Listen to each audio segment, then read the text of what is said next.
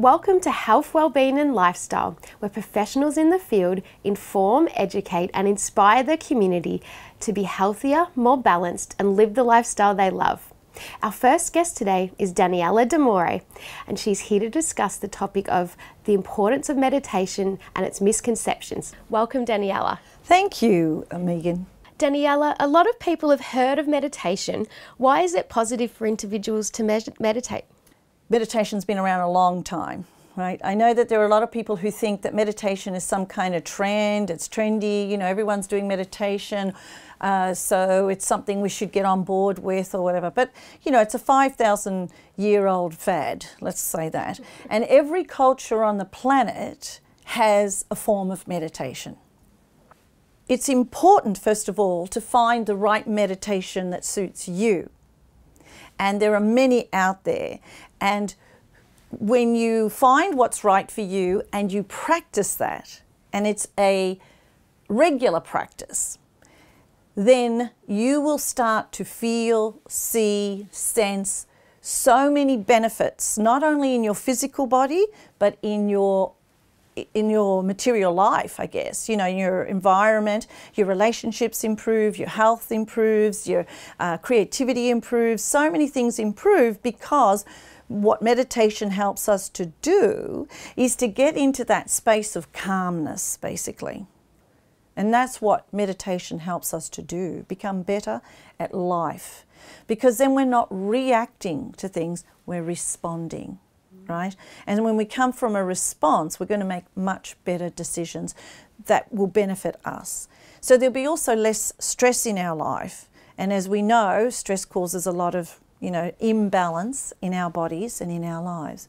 So what I always like to point out is that it is a practice. It's not something you do for a weekend and that's it, I've meditated, I know how to do it, it's all good, I'm good. You know? No, meditation is something that is important to incorporate into your, if not daily life, at least weekly life.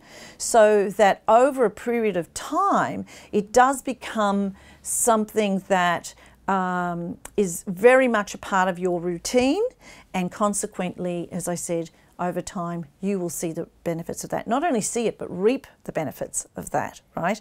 Because, you know, you think about the cultures that meditate every day, you know, for hours of a day.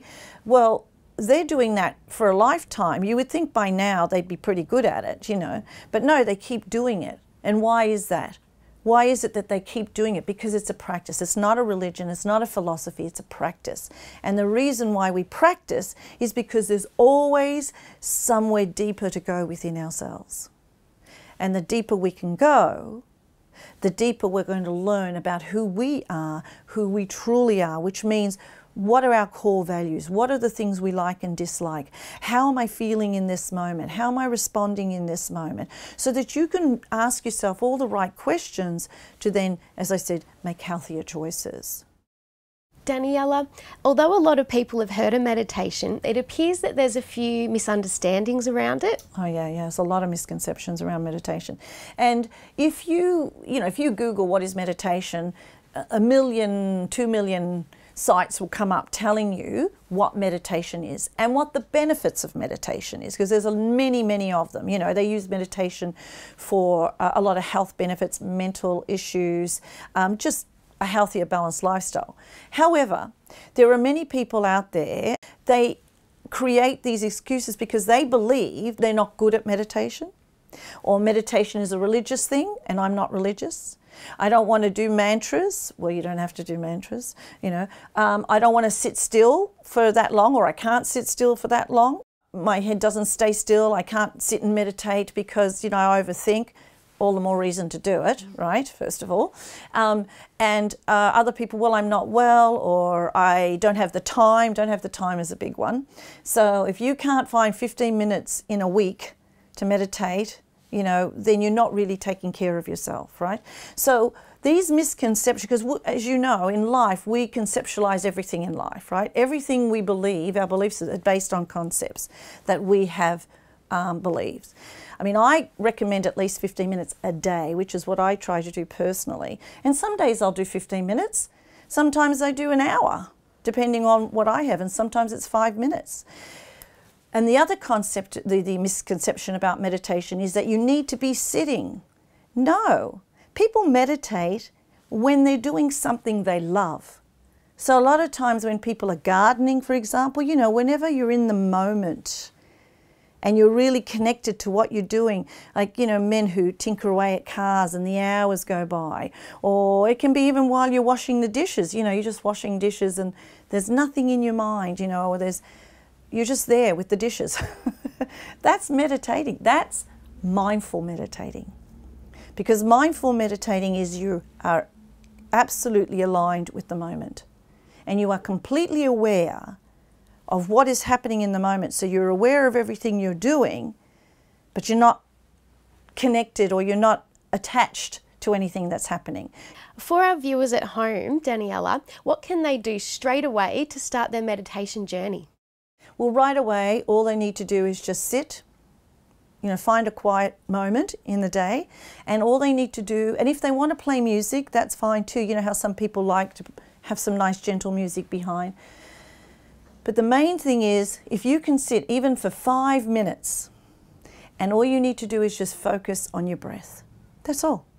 Now, thoughts may come in. That's okay. They're supposed to be there. Our minds never stop. We're great thinkers. Sometimes those are good thoughts and sometimes they're not. But just focusing on your breath and just saying to yourself when a thought arises, that's okay. It's okay that you're there. But right now, I'm just focusing on my breath. So you're always bringing the focus and the attention back to your breath. And if you can just start doing that 5 minutes a day, or throughout the day when you're going for a walk, because there are walking meditations as well. And that's about being totally conscious of how your feet touch the earth or how you're walking, how your body is moving. Daniella, that's such wonderful, fantastic information. Yeah, thanks. Thank you so much. Oh, my pleasure. If you'd like to know more about Daniella and the importance of meditation, please go to her webpage on our website, healthwellbeingandlifestyle.com.au. And after the break, we'll have another interesting guest with another interesting topic. Stay tuned. After the break, Sue Williams, Doctor of Quantum Counselling and Clinical Hypnotherapist, will be talking about, could epigenetics be the key for athletes, people in business, and everyone to health and success?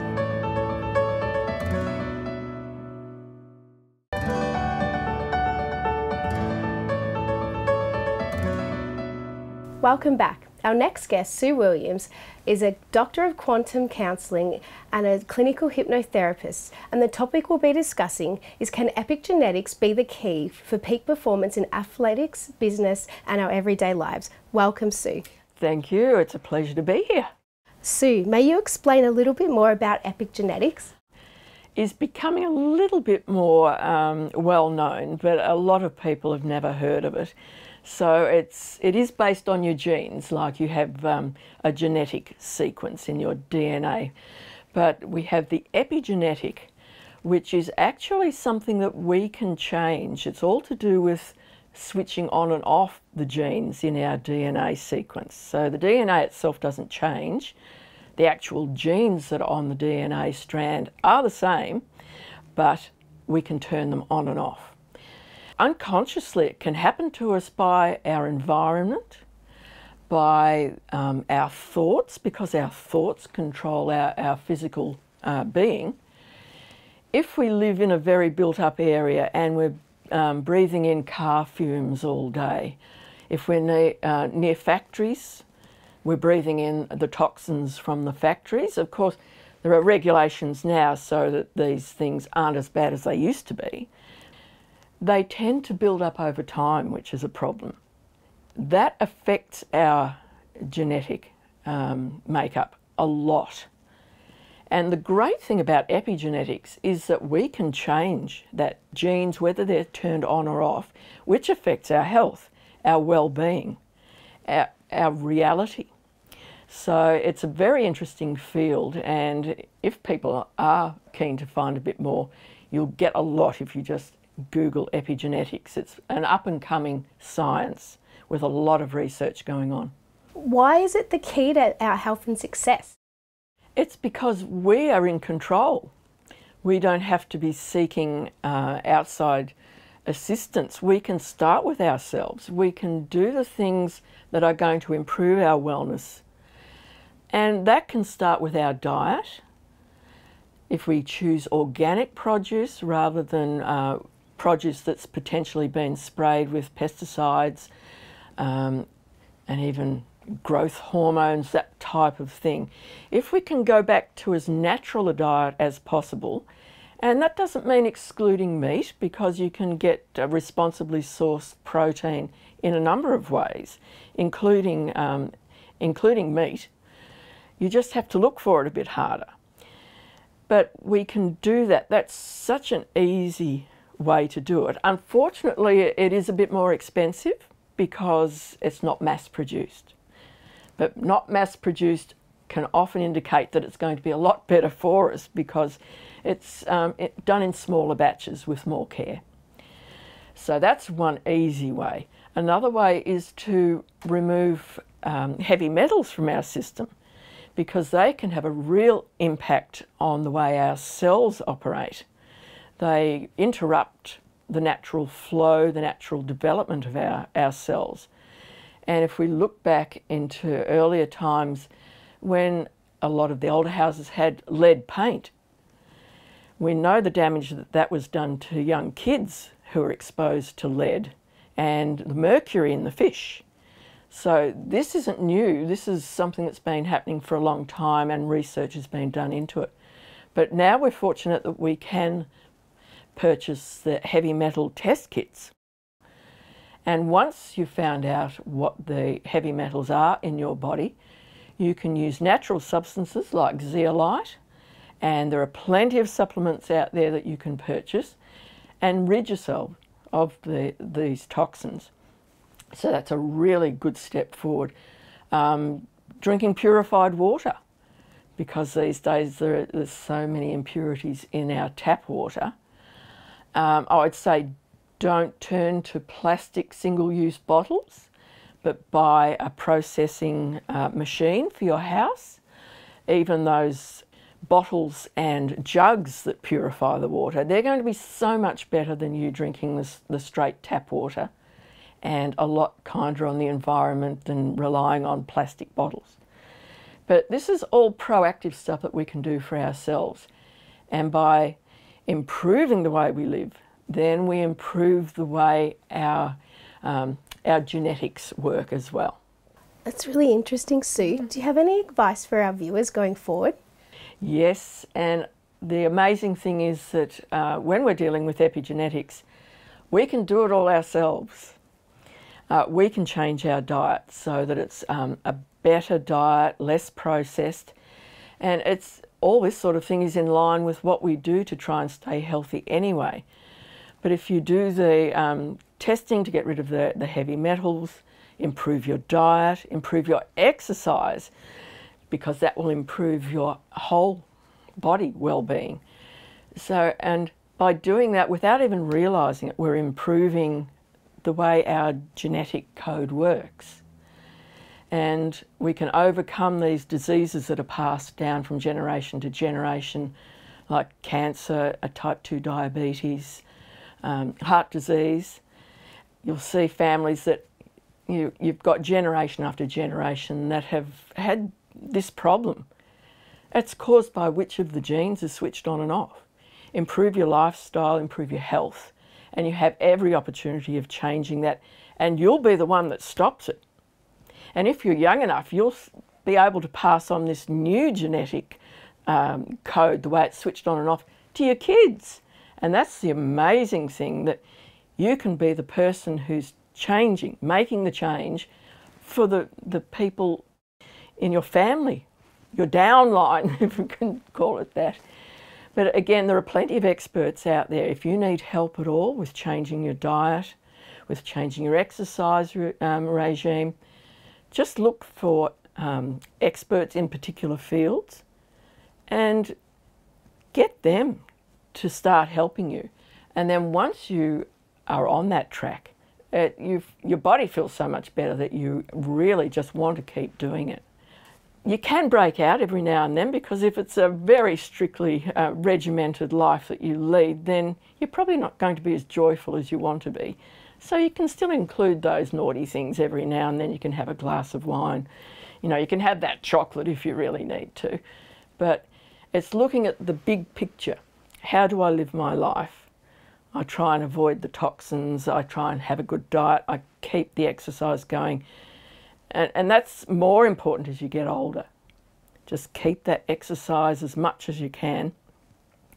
And you'll be the creator of your destiny and the destiny of your kids and your grandkids. Thanks, Sue. That's such valuable information to follow. If you'd like to know more about Sue Williams and the effects of epigenetics in peak performance in business, athletics and everyday life and success, please go to her webpage on our website, healthwellbeingandlifestyle.com.au. And after the break, we'll have another interesting guest with another interesting topic. After the break, breathwork expert and life coach Christine Hart-Savage will be talking about reversing stress and burnout.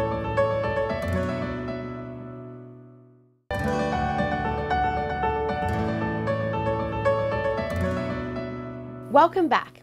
And our next guest is breathwork and life coach Christine Hart-Savage. And the topic we'll be discussing today is reversing stress and burnout. Welcome, Christine. Thank you for having me again, Megan. Christine, can you describe stress and burnout for us? They're two different things. So stress is something that builds up inside your body. So we often don't know we're stressed. So we go out into the world and something happens that we don't like or we're uncomfortable about it. And instead of allowing that emotion or expressing ourselves well, we tend to go into a little bit of shock and hold our breath a little bit, and whatever's going on at the time, that emotion we're feeling, the thoughts that we're having, when we hold our breath, it gets trapped inside the body.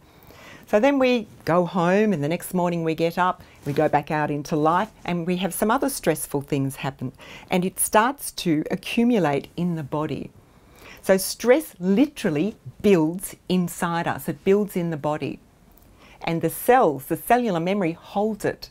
And if we think of stress as an energy, so we've got life force or energy flowing through us, and every time we have a stress moment, it's like that part of that energy becomes crystallized. It becomes like a little marble that is blocked inside the body. So that builds up. So in the end, we can feel like the stress has got to such a point that we are a pressure cooker. So burnout is when the stress keeps building and building and building and building and building to the point where you are really full. That is burnout. Now that's very serious, because if we don't do something about burnout or stress at that point, we end up getting sick. And the other thing that can happen is when someone's really at burnout or breakdown point, as I call it, we're so reactive. It's like, it just comes up and these bursts, these outbursts take us over. So we're very emotionally charged. So we need to bring that down too, because not only is it not good for our health, it's no good for the people around us. Christine, can burnout happen to anyone? Most definitely. The thing with burnout too, strong people keep soldiering on. So we feel some stress, some pressure, and you wake up, you say, okay, you push it over there and you just get on with the day, next day, the following day. And as it's building and building, you get to a point where it's almost impossible to keep going, but strong people do. They keep pushing through it. I can do this, and they don't get help. I find that the people that I see mostly for this burnout, that when they've got to this point where they really are not coping, are people that run their own businesses, lawyers, doctors as well, and people that really are very professional because they keep going and going and going. Even university professors I've had, they don't know where to turn, they don't know what to do. And the other thing with this, when we can have burnout or really strong anxiety and panic attacks, it's often people in the media. So people that are on television that are really confident and they're great, you would never think that they're suffering from burnout or panic. Also people like radio jocks that are on radio, that are out there, that are funny, that are speaking to people. On a break they might have to run into the toilet and try and get their breath because they're having panic attacks. So it can affect anybody. It doesn't matter where they're from, who they are, what they do in life. Burnout is a build-up of stress in the body and the mind. Christine, is there anything you recommend that people can do if they believe they're experiencing burnout, or tips and tricks on how to prevent burnout? When we have burnout, the stress is built up to such a point that in the end you have separated off from yourself. So you're disconnecting from who you are, you're disconnecting from yourself. Now when that happens, you're also disconnecting from the people in your life. You're disconnecting from the world, basically. So it's a very lonely journey. And it's because we're blocked. We've got all of this stress in the way. So what we need to do, when you get to this point of burnout, we need to do a deeper type of releasing. So there's two things that I would suggest people do. One is something like a deeper sort of breathwork therapy. So that's a deeper process of breathing where it takes you into an altered state of consciousness. You go beyond your conscious mind and your body relaxes like crazy, because as you're breathing, your energy field is opening up, opening up, opening up. That means every cell inside you is taking on new energy and oxygen, and that is also unfolding and opening up, and all the blockages caught in those cells then start to be released. So the person will experience different tensions and tingling and vibration and maybe emotion coming up. And every time they do this type of session, they're releasing more of that tension. So that means they're reconnecting with themselves again, bit by bit. It's a very powerful way to release what you have built up inside the cellular level of the body. Our bodies are so intelligent. Our minds are intelligent, but we're quite blocked.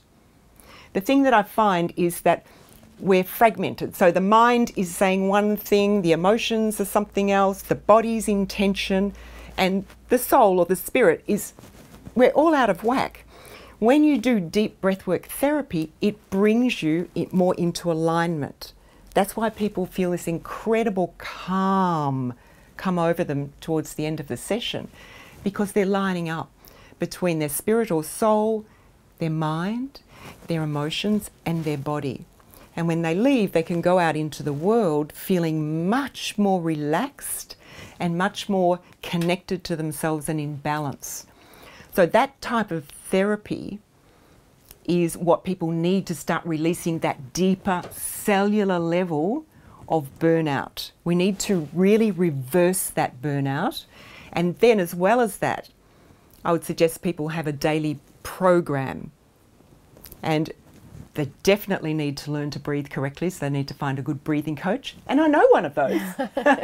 And also have a meditation program as well. So that might sound like a lot, but it's not. Thanks, Christine, for such wonderful stories and wonderful information. Thank you, Megan. It's always a pleasure to be here. If you'd like to know more about reversing stress and burnout and Christine Hart-Savage, go to her webpage on our website, healthwellbeingandlifestyle.com.au. And that's it for today, and we'll say bye-bye until next week.